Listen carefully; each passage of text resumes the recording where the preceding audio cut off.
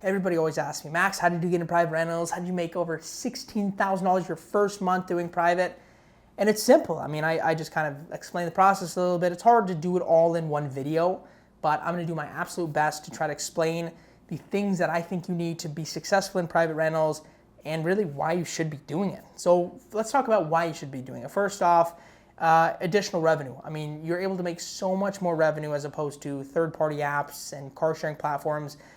We typically see 50 to 100% boost in revenue just from private. And the only cost that's added on for us, the only difference is we have to pay for marketing, which is about 10%. So let's say we make an additional 50% revenue in bookings 1 month, it's 40% net just because of the cost being the 10% for the ads.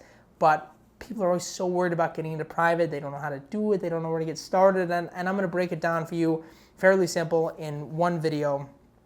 And let's just start with the basics. So first, you should have a really clean website, lots of points of action, as in here's the number, here's the email, this is where you can contact us, stuff like that. Too many websites don't have any information, and there's no way to contact them, which stinks. So have as much pieces of contact as you possibly can. Next thing is you should have a booking software attached to your website where people can actually go on and book the car and put in their card information and everything. You want to make the process as seamless as possible. Now I understand some people have 1 or 2 or 3 cars. Maybe it doesn't make sense yet. You can go with the paper contracts and you can send them the contract to sign online via email. But to do it right, you get the software. They can book it on your website. Boom. Along with your website, you want to have a Google My Business page. The reason for this, so people can find you. People can look up car rental businesses near me. Boom, you pop up on Google. That is key. Next thing is you want to add your company to Google and Apple Maps so people can actually look up the companies and see you on the maps, because that's a lot of the time that's what they're doing. If you don't have a storefront, if you don't have anything fancy, it's fine, but you want to have your business pop up. So if you do it from your house, it's fine. There's a solution for that. Find a virtual office and use that as your address for the car rental place, and just don't give directions to the address so people can't like search it up and drive there, because obviously they're going to show up and there's going to be a building, but you're not going to be in there. So you can set up a virtual office with a company. It's usually like $70-$80 a month, but that way you can have your office so people can look it up and be able to call and stuff. You don't need an address for your office or for your business, but you can. It's an option. The next thing that you want to set up is, once you have your website, you have your HQ rentals, your backend software, you're on maps, is you want to have a contract. You want to have a really, really, really strong contract. A lot of people, for some reason, don't have contracts, which is ludicrous. You want to put all the stuff in writing. You want to make sure that there's no questions at the end of the day, whether the insurance company's asking or whether the renter's like, well, what about this? Oh, it should be on the contract. These are the costs. If you do something bad, smoking, cleaning, extra miles, out of state if you want that. There's tons of things you should be adding. No out of country, no one way, yada, yada, yada, stolen car. This is the code for that. If it's over 72 hours, this is going to happen. You just need to make sure your butt's covered. And when you start with a rental contract, you're probably not going to be covered in the beginning. Like, you're probably going to miss some stuff. And there's going to be a couple mistakes. There's no one contract fits all. There's no, here's the contract, this is going to be perfect for you forever. It's going to be continually adapting, because there's going to be new things happening, new things you need to add, and it just always is evolving. That's the whole business, but always evolving. But have a solid contract that you can refer back to and continually adapt. The next thing that you're going to want to have is your marketing plan.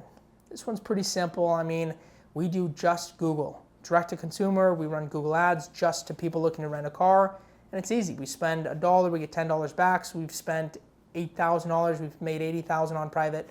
And it's been good. I mean, I would just look up how to create a Google ad, or how to run an ad on Google or something like that. You'll find a video that's exactly what we did, and we've had tons of success with it. Next thing you want to do is create a vetting system.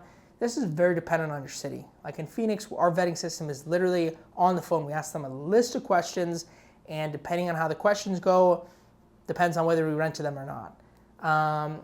And so some cities are really crime-ridden. Some have like really big issues. For people like that, I would have some sort of ID checker or some sort of background check or some sort of verification on the back end, especially if you're having trouble with renters. But a questionnaire should be fine. We ask, do they have insurance, which I'll go over in a second, the insurance portion of this business. Are you traveling locally? That's important because if they're going out of state, they're going to Mexico, wherever, like you want to know where your car's going. So if you have limited miles, maybe they can't go that far, or you don't allow out of state, whatever it may be, you know what's going on. Third is, and these aren't in any particular order, insurance is always first because that's the biggest vetting piece. Next is, are you over 21? Because we make sure people are over 25. If they say yes, depending on how old they sound, we'll ask them if they're over 25. Because if they're young enough, 21, 25, there's an additional fee, so we want to make sure that they know about that. Next thing that we ask is, or tell them, is we only accept major debit or credit cards, because some people have like these Visa cards or these refillable cards, these Chime cards, so you definitely don't want to have accept something like that. And that's pretty much it. A couple other little questions depending on how the situation goes. But the next thing is insurance. If they have full coverage insurance, they're fine as long as it covers rental vehicles. We always call to verify. If they have liability insurance, we can sell them full coverage, as in the gap between liability to full coverage. If you can do something like that, it's great. If not, it's fine. You're just going to lose out on some customers. You can send them to Turo as a solution. And then third, if they have no insurance, we send them to a car sharing platform like Turo. And for selling insurance, there's a couple ways you can do it. If you're fine with people not having insurance, you can refer them to Alliance or some sort of travel or rental insurance, and then they can get it through that. Our issue with that is people that don't have any insurance are kind of sketchy. I don't really like to flip the coin on something like that, so we just don't rent to them at all. But you can build a system within that. Once you have all that, I mean, that's pretty much it. You build a system on that. You continually adapt. A lot of the processes with meeting guests and stuff like that are very similar to Turo. The only difference is probably, let me think, I think it's meeting guests at the airports. We don't do contactless. I mean, when you meet somebody in person, you really get a feeling of who they are and you can really vet them in person. So we always meet them in person for the first time. If they book again, if they're a continuous renter, we won't have to meet them, that's fine. But for the first time, at least we want to meet them in person and make sure we're kind of vetting them in person, not, getting in the face or anything, but just, kind of understanding who they are and making sure that they're going to be a good renter. At the end of the day, these are assets, these are our cars, we don't want anything going wrong with them. But as you build this process and as you build this system, you want to continually adapt it. Okay, how can I improve my metrics for marketing? How can I improve conversions when people go to my website?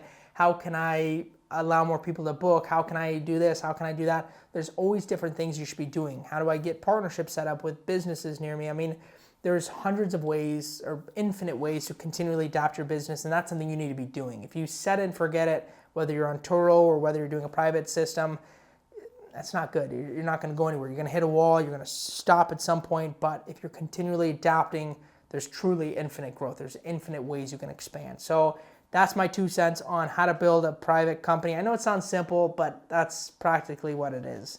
If you have any questions, please feel free to comment below. If you want to reach out to me, my email is heartrentalsaz@gmail.com, HART. But I appreciate everybody supporting, everybody watching, and I hope to see you in the next video.